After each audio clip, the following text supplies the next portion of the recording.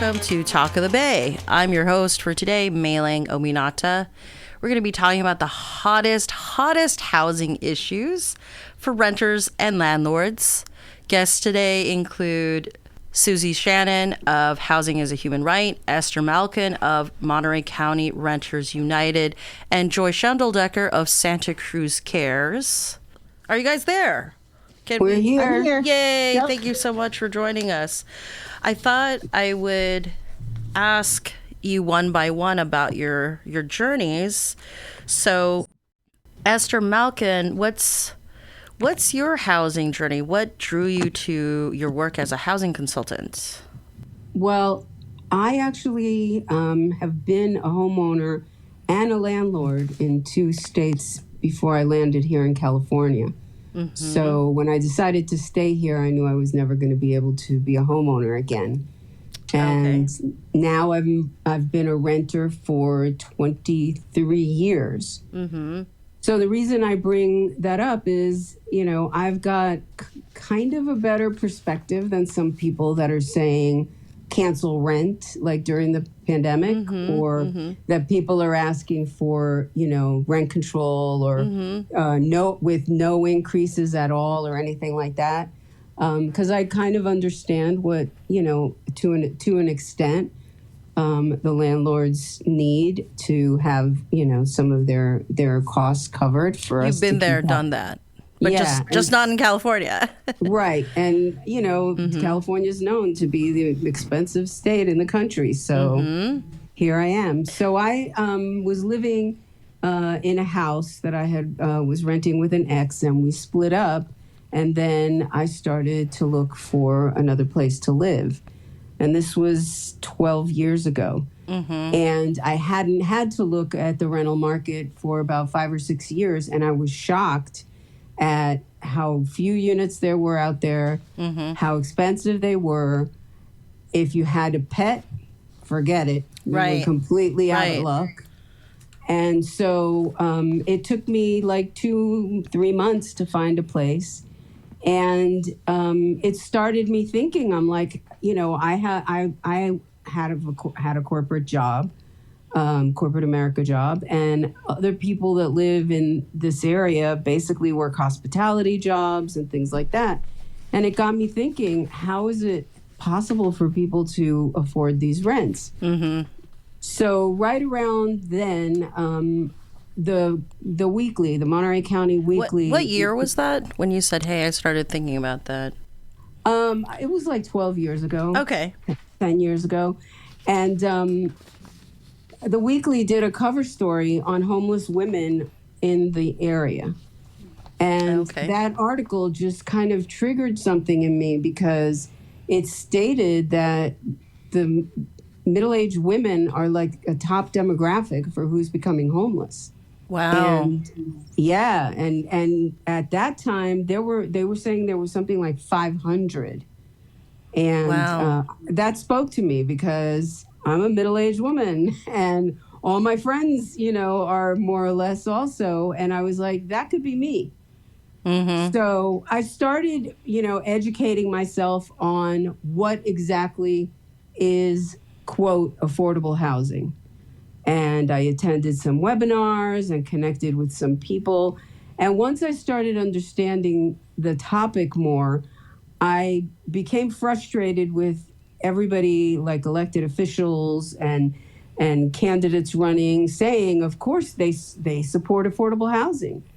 Well, yeah, everybody supports affordable housing, but a subtext to that is the renter situation, because you can't build fast enough to keep people from becoming homeless because their rents are going up.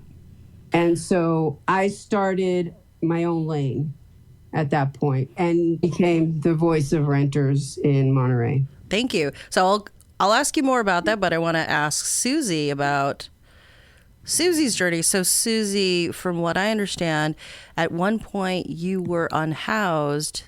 Was that part of your housing journey? Yeah, I think so. So when I was younger, my entire family was unhoused for a while. My mom had become really ill, and we just fell into poverty very, very quickly. And then cut from there to 2005, and I'd always been fairly progressive in terms of my views on homelessness and rent control and how that kind of all fit in together. And then in 2005, I was driving a friend home. I live in Los Angeles, so I was driving a friend home through downtown. And she said, "Have you seen Skid Row?" And I said, "No." And so we drove around Skid Row, and I was just shocked. I mean, there were so many people out on the street. There were tents that were 3 inches away from each other, just, all along the streets. And so that, I think, for me was a very defining moment, because I started an organization called Poverty Matters, and we started to go out on the street and offer food and blankets and clothing, and we got to know folks, and we started to document a lot of their barriers to getting housing or other services. And at the time, we had half the shelter space for the number of people who were homeless. So that meant that there was no place that they could go, even if they wanted to. And almost everybody wanted to go somewhere.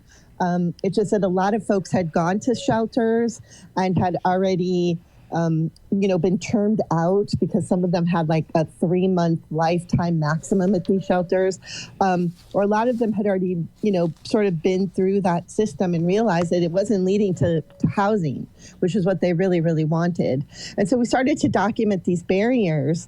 And then in 2016, we had a delegation come out from Utah, because the state of Utah had reached a functional zero in chronic homelessness. Oh, yeah, I heard about that. Yeah, so we brought them out to find out how they did it. Like, what did they do? Right. And it was actually very simple.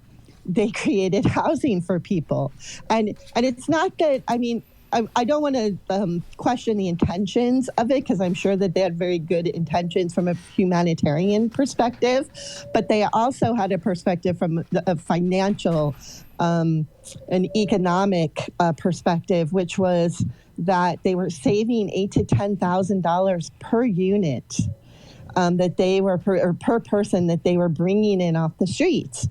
And so we brought these guys out. They talked about how they did it, and then Holly Mitchell agreed to put in legislation very similar to that in California. And so I drafted that legislation, which became SB 1380, to put the state of California on a housing first model. It got through the Assembly, it got through the Senate, and then everyone kept telling me that the governor would never sign it because he had vetoed legislation that was very similar to this on interagency councils. But we were able to show the governor that we saved $35,000 to $45,000 per person that's chronically homeless in California.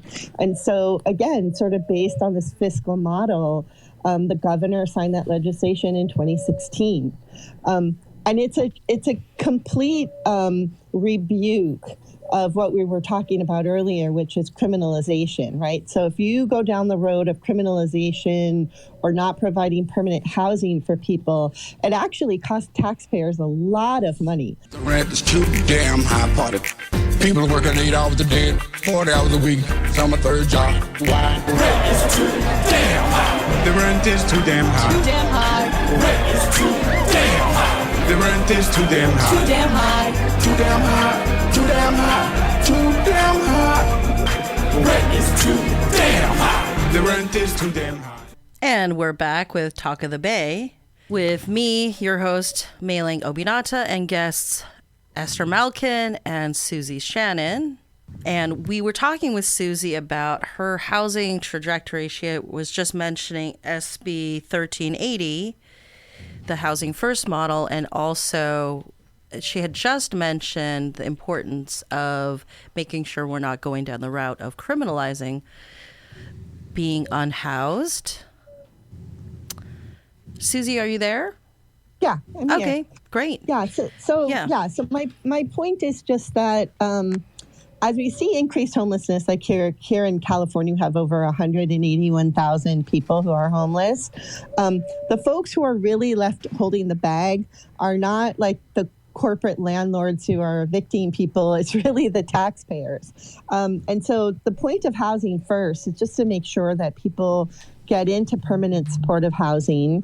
They have much better outcomes, as we've seen. And, even with the state of Utah, which is, which is Republican and, a red state, they saw the benefit of providing permanent supportive housing. If you're going down the road of criminalizing people, it's extremely costly. So even if from a humanitarian perspective, you're not moved by the fact that people shouldn't be criminalized for sitting, sleeping, or lying on the sidewalk, you at least have to understand that it's extremely costly, and it's actually costing taxpayers a lot of money to service folks who are homeless and on the streets in California. Thank you. So there's a report from the UC San Francisco Benioff Center about the unhoused in the Bay Area being, I think, 75 or whatever percent local, meaning they became unhoused as they lived in California. Is that something you would feel comfortable commenting on, Susie? Sure, absolutely. So people typically stay in the neighborhoods that they know or grew up in. A lot of times that's where their doctors are, that's where their friends or family are, or have been, and they're familiar with the neighborhood. It's kind of a myth that people are coming from other places, and it's perpetuated, I think, by media, who will find like one or two people on the street to interview. Like an anecdote? Yeah, it's just an anecdote. Mm-hmm. But the numbers show us something different, and it's conducive with just human behavior that you tend to stay in areas that you know and are familiar with. I want to ask Esther some questions about renter issues in Monterey County. So, for example, I've heard about the rent registry in Salinas, the city of Monterey rent registry, which was a big battle last fall. And now Salinas is looking at rent stabilization. Esther, do you want to comment on any of those things and how the Monterey County Renters United was involved with any of those endeavors? Yeah, so pretty much what we're seeing is that after the last election, those two cities, Salinas and Monterey, we were able to flip the councils into more progressive council members. And those two cities have very high numbers of renters that are residents there. What's the proportion? For example, mm-hmm. the city of Monterey is 66% renters. And all of the people that were sitting on the council, except one who happens to be our current mayor, all owned rental properties. So there was an obvious conflict of interest. And all we would get is a bunch of lip service because, I would go and meet with all of them and try and, because a lot of them, and maybe it was false, maybe it wasn't, but they claimed not to be aware that this is what is going on in the rental market because they're all homeowners, right? But they all had rental properties and they claimed that they were long-term renters that they had and they were treating them well and they weren't raising their rents. But then we started seeing that the real culprits that were manipulating the market rate were the property management companies because they manage some properties, but they also own some properties, and their numbers are so large and that they could easily, influence the market rate. So the conversations were, being had. I met with all levels, including Congress members, on the problem. And as the conversation was getting traction, we started really focusing on getting the renter vote out. And that's how we flipped those two councils. Sorry, go ahead. So are you saying the Monterey County Renters United was very, very active in getting renters to participate? Or? Absolutely, yeah. Okay. we worked with, I went around, first of all, we did webinars, which is one of the ways that I connected with Susie was through the California Democratic Renters Council board that we both sit on. And I did webinars with the chair of that board during the time that Gavin Newsom was being recalled. And so we had huge response, and we just took that and ran with it into the election. We went to the Central Committee, the Monterey County Central Committee, and had them support and make it a point to reach out to renters during the election. So it was a very concerted effort that, I triggered that finally started getting some attention, because when you have that many people that are living in a city that are the silent majority who have major consequences if they come out and speak publicly about this problem, we weren't being represented. I have the luxury of having a landlady that has lived through this and knows what it's like. And I was doing a lot of this volunteer vocalizing the problems without coming out and not identifying myself, because let's face it, there's nobody that's going to rent to me now. Oh, you're afraid of retaliation from other everybody. landlords. So I would talk to council members, I would talk to the media. Everybody wanted to hear from other renters, and no other renters were comfortable to come out and speak. I'll just say this. I've actually tried to get renters on K-Squid, and some of them said they were afraid to be on the radio. So with that, I'd like to give out the phone number for anyone who wants to call in. We're at 831-900-5773. That's 831-900-5773. You could be a renter, you could be a landlord, you could be a objective bystander. If you're excited about renter issues, please give us a call and share your questions and thoughts. I want to pivot to Susie and ask about the purpose of housing as a human right and the biggest opposition to your organization. Sure. Well, the purpose is to make sure that everyone has a place to live, has a roof over their head. And there are a lot of different ways to achieve that. One of it is having rent control to keep rents reasonable so that people in the area can afford them. That's a very reasonable thing to do. And so I'm working as a campaign manager for the Justice for Renters Act, which will actually allow local government to expand rent control. The biggest opposition is always the same opposition that we have every time. It's the California Apartment Association and the corporate landlords that they serve, who make billions of dollars off of rent. And of course, when you're moving for affordable housing, or you're moving for rent control, or anything that actually creates a fair system for renters, you'll have opposition from the people who are making a lot of money from the current system and the status quo. And so that's what we're up against. And it's, it's to the tune of, $100 million sometimes with these ad campaigns that are being run against rent control, or even during the pandemic, having some of these landlord groups basically say that they wanted to evict people during COVID, and we're talking about... That's classy. Yeah, we're talking about seniors on a fixed income who are, trying to make a decision between paying for food or rent, or, young people who can't move out of their parents' homes. And so, and just people who are living in neighborhoods where they've lived maybe for generations, and they just get priced out of their own communities because they simply can't afford it. And so California has more people who are rent burdened, our state, than anywhere in the entire United States. I wanted to ask, what's the national picture for renters' rights? Because in California, or like say in Santa Cruz or Monterey County, we have our view of what it means to be a renter or to be a landlord, but the world of renters' rights is very broad. So with your national lens, what's a great situation that you see for renters? You have an example?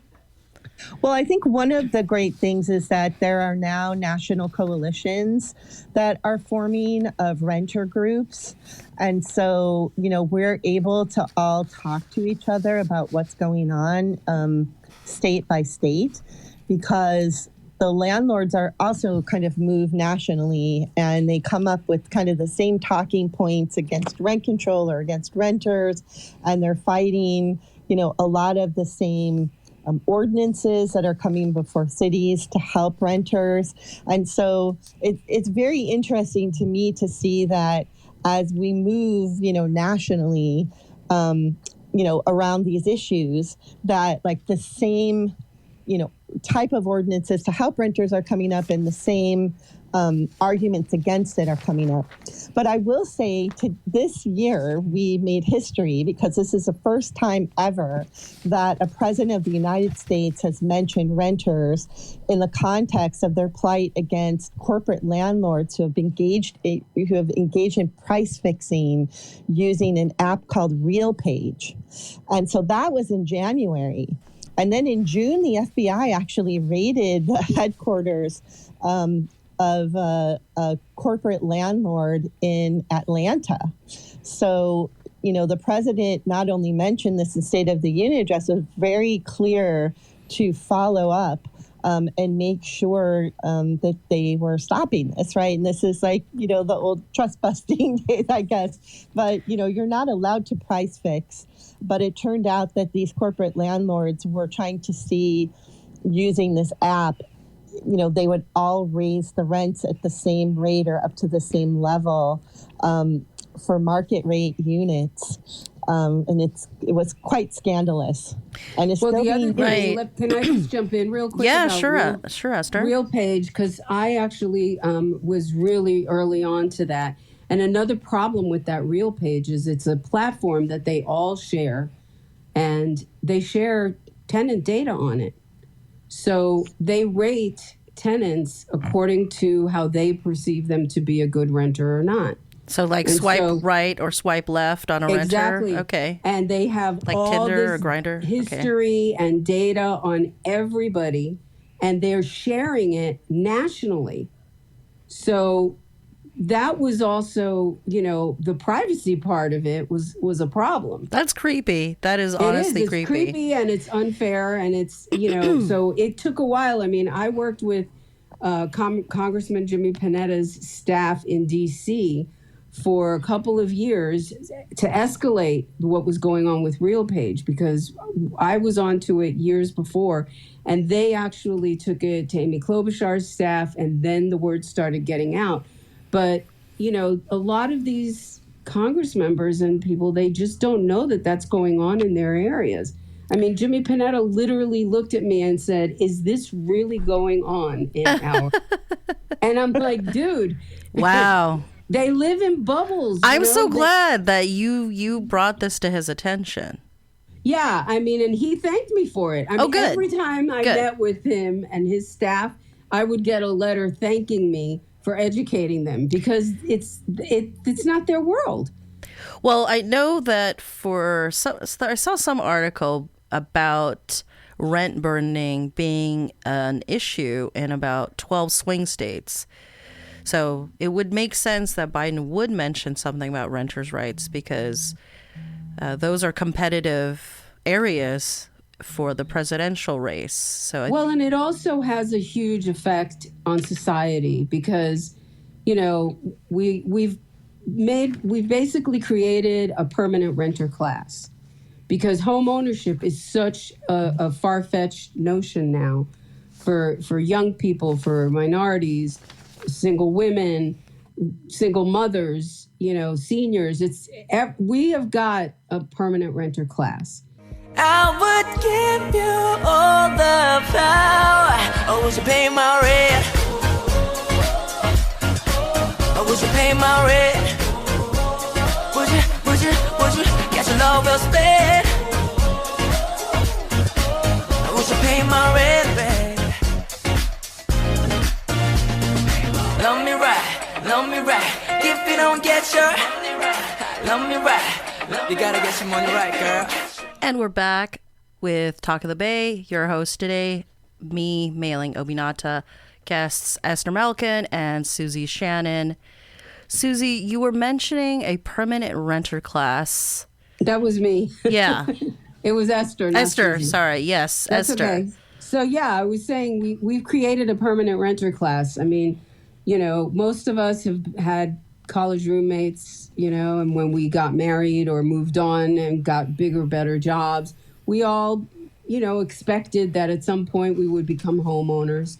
And now what we're seeing is that it was mentioned earlier, people in their 30s are still living with their parents.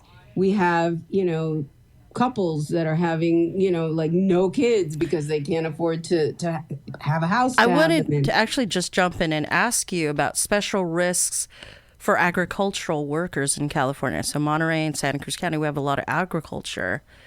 So what so what happens to agricultural workers and their renting situations? They get abused. We've had a number of cases here in Monterey County that the people that they were working for were housing them in terrible conditions and overcharging them and holding back their pay because they don't have voices. Where are they going to go? A lot of them are undocumented. Most of them are. So we are seeing some progress in Monterey County by some nonprofits that are actually building some farm worker housing. We have some of the larger agriculture companies that are creating, worker housing for them. But they are the most abused because they have to remain silent. And we have a caller. Hello. Yeah, did you have a question? Chris, yeah. Well, a question, comment, and I just wanted to outline my perspective. I came to the Monterey Bay area in 1976, and I've been here ever since. And the rents here have always been a struggle. I started out living in Monterey in 76, and worked in a restaurant job, whatever, went to school, got a degree, graduated, got a pretty, what would be considered a good job. I got a government job working for the Department of Defense in Monterey. And the rent had always been a struggle. I met a young lady. We wanted to get married. We're looking for a house to buy. Couldn't seem to get the money together to do that. Rents just kept going up and up. This is back when you could buy a house for, $65,000 in Seaside next to the Army base. Can I ask how much you're paying for rent right now? So I finally qualified for Section 8 housing, and so the unit that I actually live in is the market rate is $3,400 a month. Wow. I pay $900 a month. Mm-hmm. Mm-hmm. And the rest is through the Santa Cruz Housing Authority. Mm-hmm. But it took a long time to make that happen. And so I'm kind of hopscotching around. I wanted to give more of a linear view because I've seen how the rents have gone up. Right. Do you have a question for our guests? Well, one of the things I wanted to ask was, would you please give the contact information, the telephone number? I had no idea there was a Monterey Renters Union. Oh, okay. I ran political office in Monterey. I know a lot of people there. I know a lot of the realtors. I know I know a lot of folks. I was very politically involved. Okay, That's Esther, why I'm not giving my name right now. Yeah, do you guys have a website or phone number you feel comfortable sharing, Esther? So pretty much Monterey County Renters United is just a group. It's not a formal nonprofit. It's just, people that have actually understood the problem and come together and wanted to work together and try and at least get the voice of the renters out there. So you can email me directly at my email address, Esther Malkin, ESTHER MALKIN at yahoo.com. And we would be happy to have more people that are willing to, speak up. I mean, we were talking earlier of what a challenge it is to get renters to speak. And so a lot of these elected officials and even the media are tired of hearing from Esther Malkin. Okay. We actually have another caller, Chris. Did you have any other questions? My comment is that I've seen the rent on both sides of Monterey Bay, Monterey and Santa Cruz. I've now been in Santa Cruz for about 10 years. After my government job, I ended up living in my car for about 3 years. And so my point is that I've watched this very, very closely, and the single biggest impact I've seen in this artificial inflation, if you will. I can't think of the right words right now. I'm trying to do this on the fly. But the increase, what has kept the rents high in Monterey and Santa Cruz is outside entities. And the two biggest ones that I saw, because I worked for one of them, was the Department of the Army. The landlords knew exactly what military personnel at a certain rank would get for their billeting allowance. And all the rents when I first moved there were kind of reasonable. You could actually go to a community college and pay the rent and have a couple of restaurant jobs and survive. But when the buildup of the military, the Army moved in, and there was lots and lots of people, and they couldn't all live on the base. They didn't have enough housing. It spilled over in the local economy, and the rents all went to what military personnel were getting paid for billeting. UC Santa Cruz has done the same thing to this side of the bay. Meilin, he's right. That particularly in Monterey County, because we have a lot of military here, and that's something that the city has struggled with and tried to partner with the military on. But more recently, what's happened is during the recession, when so many homeowners were being foreclosed on, those people all became renters. Yet we didn't add enough units. So the people who could afford the more expensive ones, like the military, were pushing out the lower income people. So we never built enough to accommodate the need to begin with. Then we had the recession. All those people became renters. And then we have COVID come along. And everybody from all over the area wants to move here and get out of San Jose and San Francisco. Our caller, Aline. Yes. Are you still there? Hi. 55-year resident. Remember back in the beautiful days in the 70s when a furnished little studio apartment for only $75. Wow. Did you have a question for our guests? Economics beyond the utter greed, but it's all in the name of capitalism.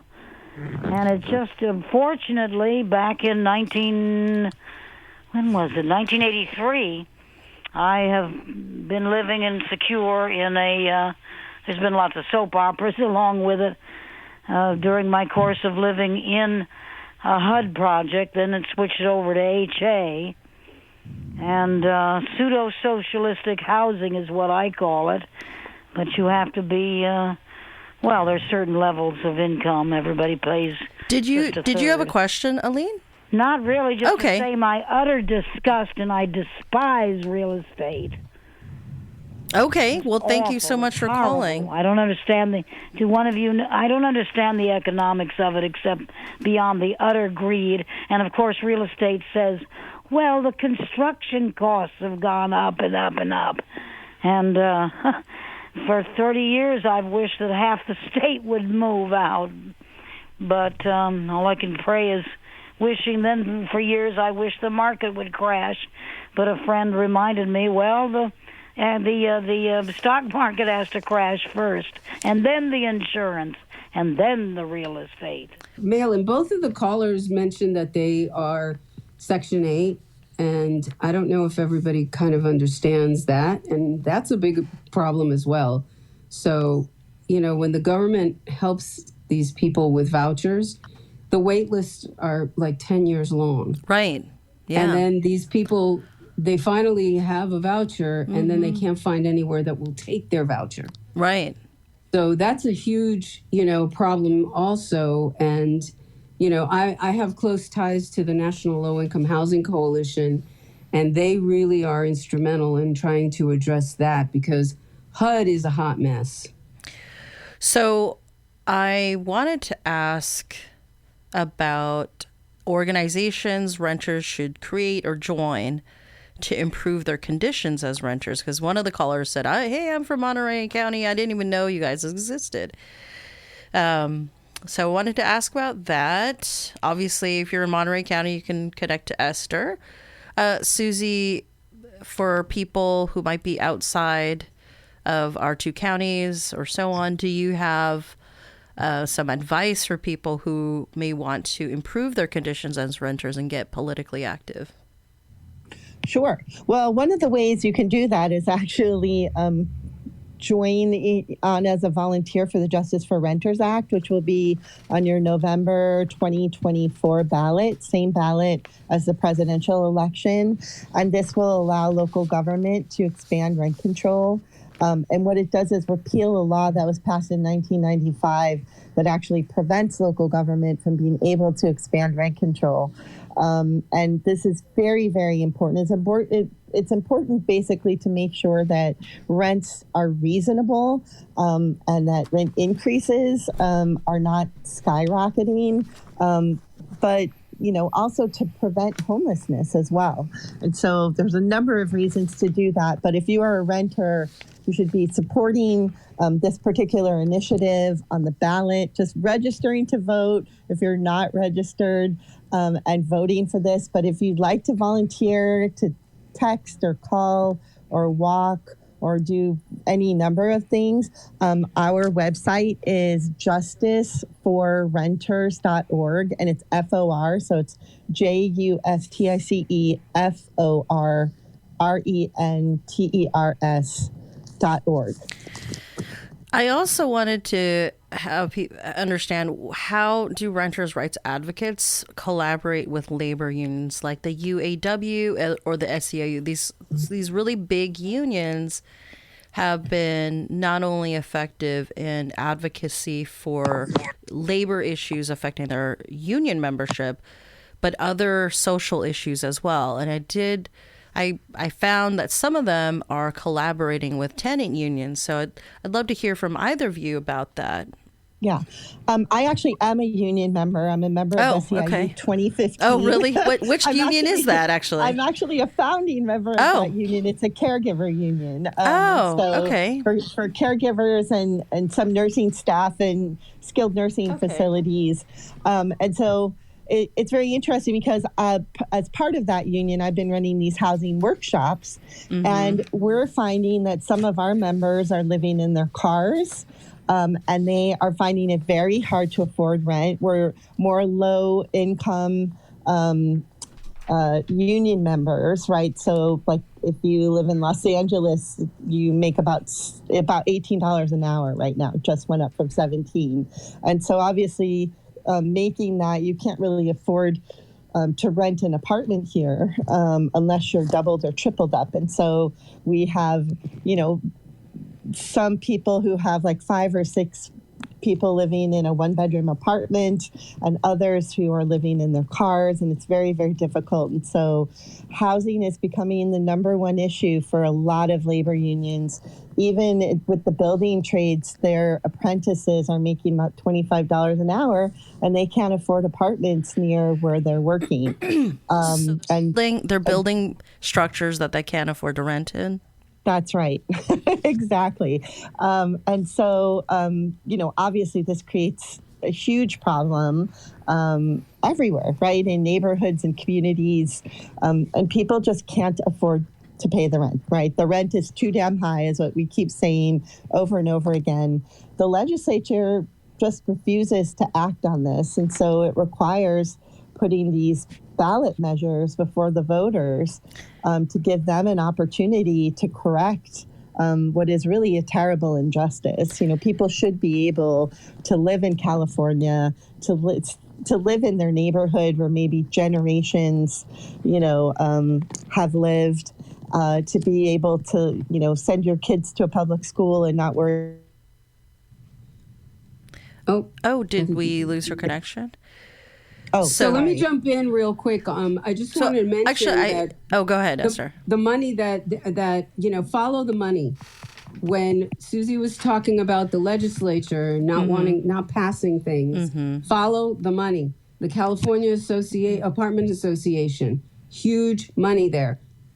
Watch whose pockets they're giving money to, which campaigns they're giving to. Our whole housing committee is taking money from them. Which housing committee do you mean? In California, the Sacramento, the Assembly has a housing committee, and I don't know if it's turned over yet, but I know that the previous one, if it's not the same one that we have now, there was a study by a nonprofit called ACE, ACCE, that did a huge deep dive and called out and researched all the elected officials that were taking money from them. And you asked also about other organizations and ways that renters can get together. Susie and I are both on the California Democratic Renters Council board. That is statewide. That's how Susie and I met. She's in LA, I'm in Monterey. We have a couple of board members from San Francisco, from all over the state. Join that group. That we are the ones that are going to the legislators, and we have them come to us as well. We endorse the ones that are helping renters, and we nix the ones that are not and call them out for it. And Susie's very active in that too. Thank you. And in the time remaining, if Susie's still on. I'm here. Okay, yeah. Great. If you could just, in 1 minute, if you could tell us why renters should get politically active. Well, if you're not politically active and the landlords are, that means that whatever they want, they get. Okay, great. Esther, any more thoughts about that? Well, yeah, we've got to get the renter vote out. We cannot be a silent majority. But renters are afraid to speak out publicly, but their vote is how they make things happen. They are the ones that are going to help us get elected officials in office that are going to be willing to do the right thing for the majority of their constituents in many cases. So we've got to educate the voters. We've got to empower them. And the renter voting bloc is huge. We're almost half of the voters in the state. That's a lot of voters. Yeah, because we've created a permanent renter class. Well, so there you go. Yeah. So that is really the message to leave with after this. Make sure, make your vote count. We've got a ballot measure that's going to help, renters statewide. Don't fall for the scare tactics that all the money that's going to be pouring in from all over the country, because they do pour money into our elections because they fight every time for when we're trying to do things for renters. And they've got a lot of money and they've got a lot of elected officials that they give it to. But at the end of the day, every renter has a vote. And that's how we can make it happen. We did it in Monterey. We did it in Salinas. We've got to do it in more cities. Well, thank you so much, Esther and Susie, for joining us today at Talk of the Bay, talking about these hot issues. And I think the callers are calling in and sharing their questions and comments about the experiences of being renters locally. I'd like to get Joy Schendledecker's reaction to the Supreme Court review of Grants Pass versus Johnson. How's it looking with Grants Pass? And for people who don't know anything about it, what's the hot issue there? Hey, Meilin. Thanks for having me on. Sure. Yeah, I've been reading up on the briefs and some of the amici curiae documents, friends of the petitioners and respondents, and there's a lot on the SCOTUS blog, which is you can get really into. Wow. If you go there, you can just read all hundreds and hundreds of pages. Oh my goodness, like a novel. More than a novel. Okay. It's like Game of Thrones. Oh, okay. Plus. Wow. So it is interesting, and it has there's echoes of what's happening all over the nation in terms of increasing criminalization of housing, lack of housing status, economic status, and disability. And some of the Grants Pass ordinance that they're talking about is really draconian, but still has echoes in the Santa Cruz ordinances from 2021, the Camping Standards and Services Ordinance, which is not enforced right now, and the Oversized Vehicle Ordinance, which went into effect last December. So there's a lot. I mean, we could talk about this for hours, I think. Well, maybe. So start out with some questions. Maybe I'll ask sort of so that we understand. What was Grants Pass? What was the ordinance designed to do?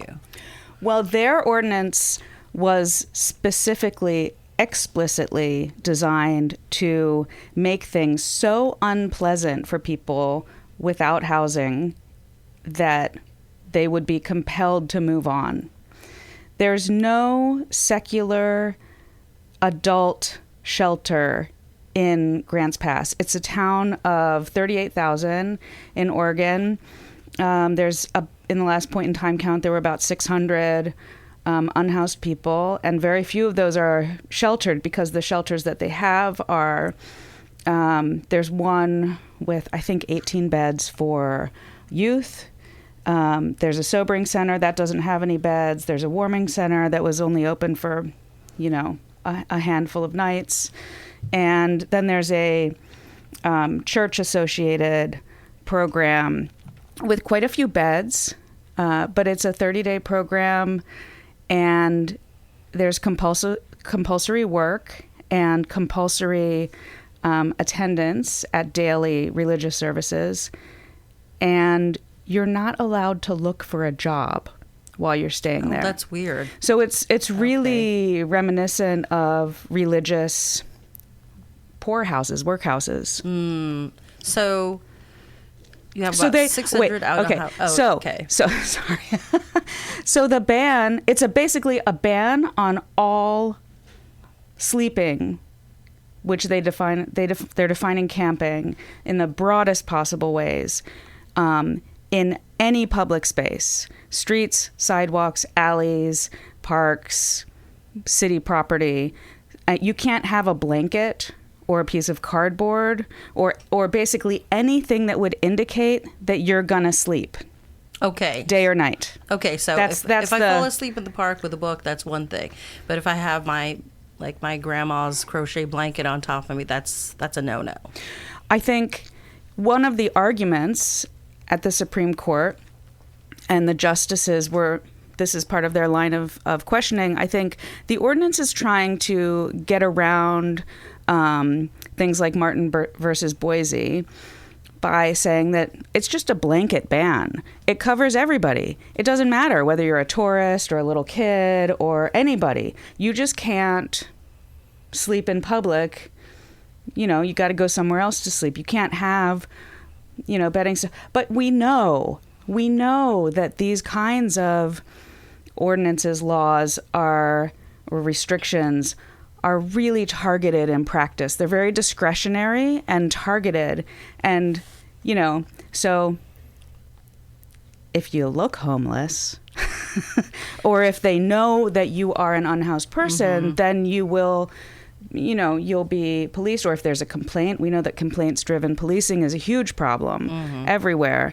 But you or I, if we go for a picnic and we happen to fall asleep while we're sunbathing, I seriously doubt. It's like traffic stops. I'm not going to get traffic stopped, but someone else might. Oh, a lot of people do. Yeah. Okay. So for people who don't know Martin v. Boise, yeah, 2018. Is that about potatoes or what's going on in Idaho? Unhoused potatoes. Okay. No, it basically says, without getting into a lot of details, it basically says that you can't criminalize people for being unhoused if there's not enough shelter space. And they say adequate shelter space without defining what adequate is. So there's a lot of wiggle room in there. And as we know from Santa Cruz, Martin versus Boise does not stop anybody from being displaced repeatedly, from having their possessions thrown away, for getting tickets. For us at Santa Cruz Cares and other advocates and people who are unhoused themselves, there are already laws on the books. We've always said this. There's laws on the books against, littering or trespassing or all sorts of things on the books that can be ticketed, cited, or there can even be jail time without having an extra ordinance that ties services to penalties or that just blanket tries to push people out of town. So, and Martin versus Boise upheld this logic that there's plenty on the books. We can't extra criminalize people when they're redundant laws. Yeah, whether okay, or just for their status, which could take us into the next line of questioning. Yeah. Sure. Do you want to talk about why can't we just criminalize status, or what does that even mean? So I guess in my mind, a crime is when you do something, you do an action. Conduct. So, hey, I stabbed somebody or whatever. Yeah, that's your conduct. That's my conduct. So what would be a status thing? So the case that I have learned about is Robinson versus California from 1962, which established that the state of California could not criminalize somebody, prosecute, ticket, fine, or jail somebody who had showed evidence of having used narcotic drugs. So two police officers, had an encounter with somebody and cited that they had scars and needle marks and made an assumption that he was using narcotics in the state of California and, sent him to jail. And his argument was that he had previously used drugs in another state, and so he couldn't be charged based on his status as a substance use. Okay. This I think set off the chain of if you have a substance use disorder, you can't be criminalized for that. There's another case that deals with an alcoholic. You can't be criminalized for your status of having a substance use disorder because it's an illness akin to having a communicable disease, like leprosy is one example that they used. So it's sort of stigma on top of stigma. Yeah, and one of the things that the Supreme Court justices, Kagan, I think, brought this up, and it's in the respondent's brief, is that it's like if somebody doesn't have a home or the money to be housed in a hotel temporarily, whatever, there are certain things that you do that you have to do to exist, right? You have to breathe. Right? And so if somebody is just existing outside breathing, they're unhoused, you can't criminalize them for that. That's a behavior that is conduct that is essential to your living. Right. It's a piece of conduct that's essential to your status. So I mean, for me, having psoriatic arthritis, a disability, or people with chronic illness, sometimes you have to sit down.